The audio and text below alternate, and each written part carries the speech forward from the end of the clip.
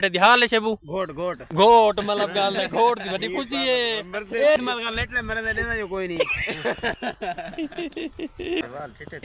ये देखे कीमे तेल लागिंदे वो ने चबला चासे डिटे ने फील कर फील कीमे तक फील आंदी पी दो मजा दी फील है सुकून है सुकून इमे मतलब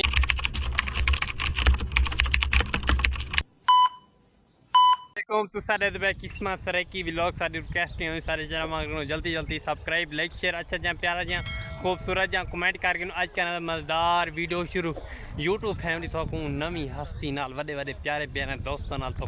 मिलवावण आज दो एंट्रियां था सारे टीम दे विच इंशाल्लाह तो उन्होंने मिलवावण वाले थे इंशाल्लाह सारी कोशिश होंगी कामयाबी दी इंशाल्लाह अच्छी तो अच्छी चीज़ थोड़े ना शेयर करूँ तो सोचेंदे पर की एंट्री मिलाना सारे दोस्त इट्ठे बालियों तो मिलवेंदे सुनने नाल ते सारा वकास खान क्या करें करे वो थोकू नाल दिखेंदे थे इंशाल्लाह बिल्कुल अज दा व्लॉग बिल्कुल बोर नहीं मतलब असां टैलेंट वाली चीज़ ही थोकू दिखेंदे थे इंशाल्लाह कोई सारी कामयाब मिलावा तो दो प्यारे प्यारे हस्ता नाल प्यारे प्यारे दोस्तों नाल 1 2 3 गो ए ने प्यारे प्यारे दोस्त बैठन सारे ते वकास खान ए तो कोई ना हुनर आ गए ओ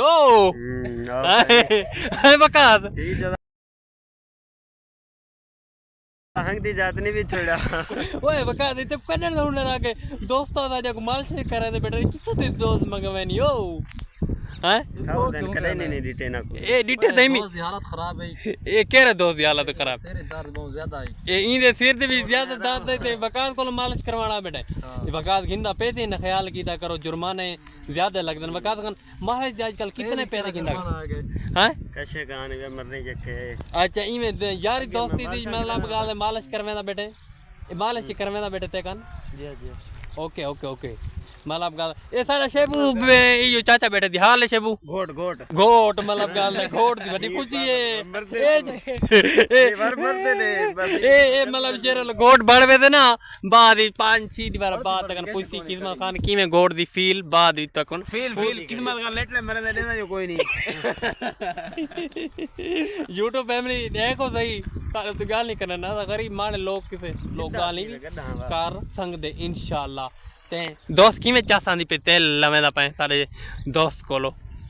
वश मजा नहीं आता पिया तू लवा के इंदे बाद मेरी बारी किवे फील आंदी पे इंदे बाद तेरी बारी ए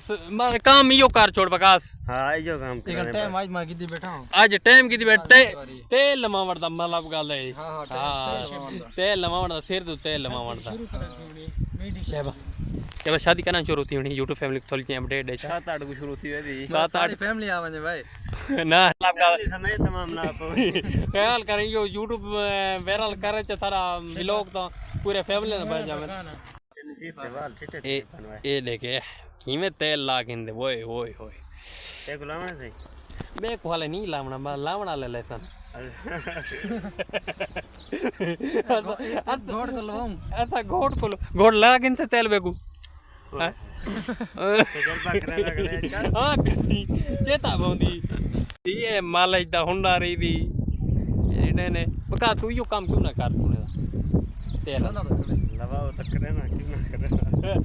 वकास का पता भी दे वीडियो दे हां बाय ते ला मेन रोड चोरी में लथे हां बिया नजदीक स्कूल हाई स्कूल हां हाई स्कूल मतलब ये पढ़ रही ने यूट्यूब फैमिली जे मतलब दे दे सारे फैंस बहुत मुहब्बत है ना जितने भी जितू वाले दे दे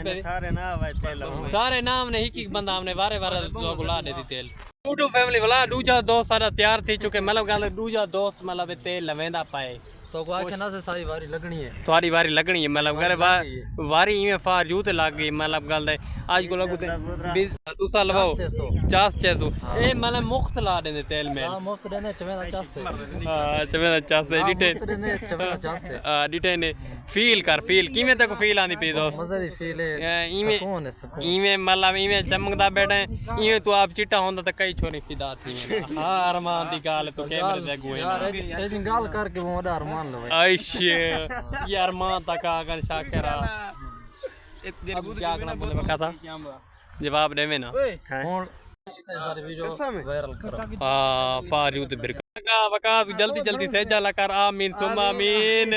आमीन सुम्मा आमीन करो जल्दी जल्दी अल्लाह पाक ए जे ठंडे मौसम नाल अल्लाह पाक फजर खुशादी करे जब बका से आमीन हां आमीन ते इंशाल्लाह तो आज दे व्लॉग प्यारे प्यारे ते खूबसूरत जे सीन दिखाए में तो इंशाल्लाह तो अच्छे लगे तो अच्छा लगे चैनल सब्सक्राइब लाइक शेयर अच्छा जहाँ प्यारा जहाँ खूबसूरत जहाँ कमेंट किया करो ए जे दोस्तान ए जे महफिल ना थोकूँ आने वाले वक्त जैसा थोकूँ मिलवे तुरांदे ए जे शुगल वास्ते तुम्हारे पास इंटरटेन कर के कोशिश में अच्छी तो अच्छी वीडियो पावन दी करें ना इंशाल्लाह अच्छी तो अच्छी थोक वीडियो लगी तो मेरी कोशिश है ओके भला मिलेंगे ना मिलेंगे अल्लाह हाफ़िज़ दुआई ना याद रखें महफिल थोकूँ मिलवे